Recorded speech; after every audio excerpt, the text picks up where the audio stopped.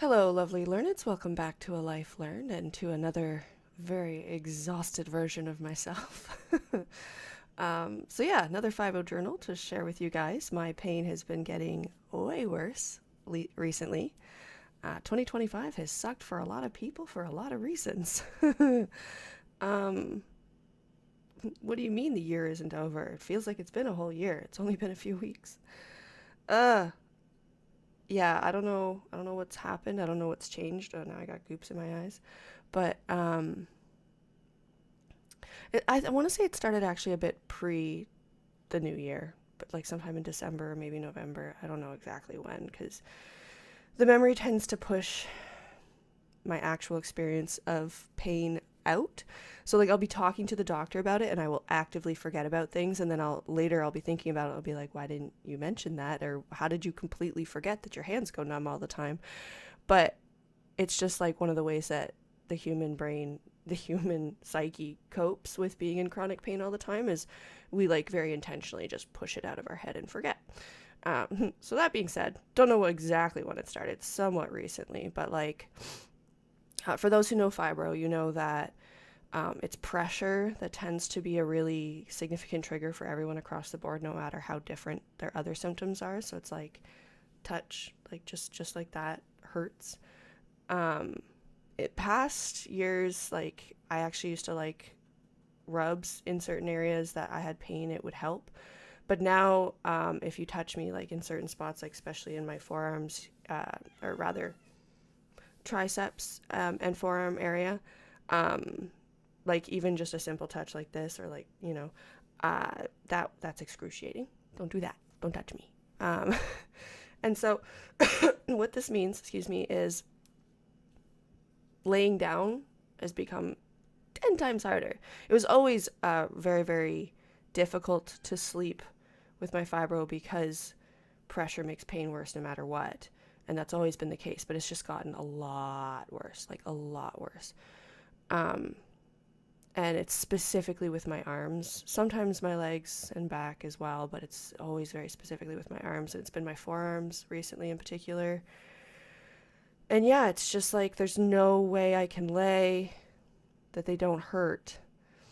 I guess I forgot that the way I used to deal with it in the past, because it was my elbows for a long time when I was younger, is I would sleep with a heating pad. Do not recommend. The heating pad itself actually says don't do that, but there's no way I was falling asleep if I didn't have some kind of heat. But the problem is that it's both arms and I overheat really easily, so I think that's why I haven't been thinking to turn to the heating pad. Anyway, neither here nor there. Shit's been bad. Excuse my French. It's made my sleep really, really crap. And I'm just like feeling fed up.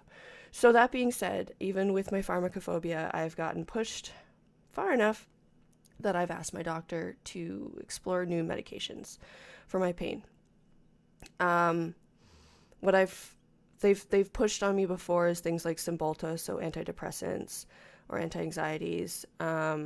And the other things that I actually tried for sleep, interestingly, and it was like, I don't know, I think it mostly just made me drowsy, was anti-seizure meds.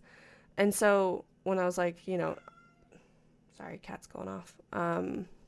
She whining. What do you want? Yeah, just sit on your chair. So anyway, sorry. Basically told my doctor I don't want to do that. Like I'm done with the ball and chain that it feels like antidepressants are. I don't want to deal with those side effects of a lot of the things they're offering. And anti-seizure meds tend to make me real twitchy, like legit. I get a lot of twitches and I don't appreciate it. It's very uncomfortable, especially when your eye twitches for like days on end. It's just very, very annoying. So I'm like, what are the other options? She said, well, there's one other option. It's actually like based in a cannabinoid. And I was like, well, that's the kind of pain medication I've always used. Big ass pothead over here. As you guys know, cannabis has been one of my main pain medications through the years. So I'm like, okay, you've piqued my interest. It's called, by the way, Nabilone. And she's got me on the smallest dose right now. I haven't noticed any difference yet, but I just started it. And I'm only taking it at night right now. The side effects apparently aren't that bad.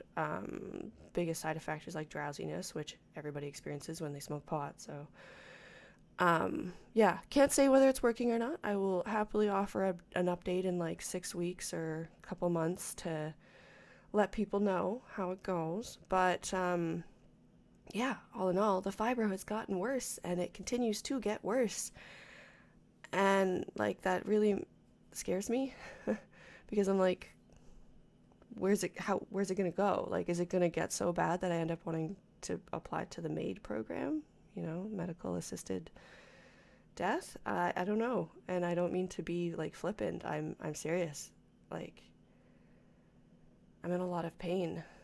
You need to sleep. Sleep is like such an important part of your health. It's when you do like 95% of your healing. So the fact that I can't sleep because every time I lay down, my pain gets too bad and I can't fall asleep through that pain, it's reasonably concerning, Anyway, yeah.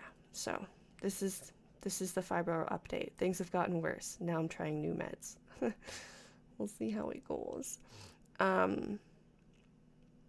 But yeah, if you're someone who deals with chronic pain, or apparently appetite issues is also something it treats. FYI, there are options outside of antidepressants and anti-seizure meds, cannabinoids. Yay! I thought like, oh, maybe this had just come out because, cannabis has finally been legalized in a lot of places, so they're doing more research. But my doctor said it's actually a med that's been around for like a while, like 15 years or something. So 20 years, something like that. I don't know. I didn't actually Google that. But I love her. She did Google the whole thing like right in front of me and was like, oh, let's look up the side effects together. I love her for that. So I felt very reassured, and that's why I'm trying it. And yeah, so far so good. Like no side effects that I've noticed, just also no improvements. So we'll see how that goes. I'm also going to be trying a stronger sedative for sleep.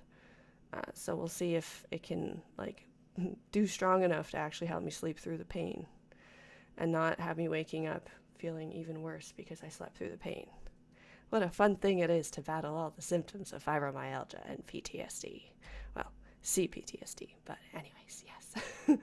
If you or anyone you know can relate or would like to share your story below with chronic pain, please do. And as always, join me next week or sometime soon where I try again to share a little something I've learned or experienced in life.